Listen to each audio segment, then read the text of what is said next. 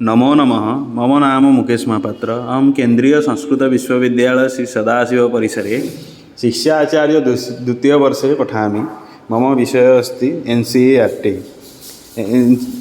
NCERT इत्यस्य भूमिका भारतस्य शिक्षणव्यवस्थायां राष्ट्रीय शिक्षण अनुसन्धान तथा प्रशिक्षण परिषद NCERT इति संस्थानस्य महान् योगदानम् अस्ति। NCERT संस्थानं 1961 तमे वर्षे भारतस्य शिक्षामन्त्रालयेन स्थापितम्। अस्य मुख्यलक्ष्यं शिक्षायाः गुणवत्तां संवर्धयितुं तथा विद्यार्थिनां समग्रविकासं प्रोत्साहयितुम् अस्ति। NCERT संस्थानस्य उद्देश्यः।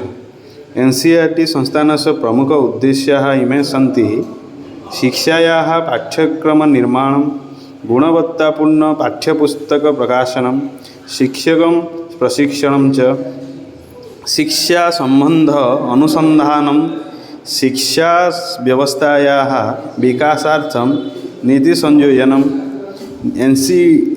NCERT पाठ्यपुस्तकानां विशेषताः। NCERT पाठ्यपुस्तकानि सरलभाषायुक्तानि, चित्रसमृद्धानि, ज्ञानवर्धकानि च भवन्ति। एतेषु पुस्तकेषु विषयवस्तु स्पष्टतया उपस्थापितम् अस्ति। NCERT संस्थानस्य कार्यक्षेत्रम्।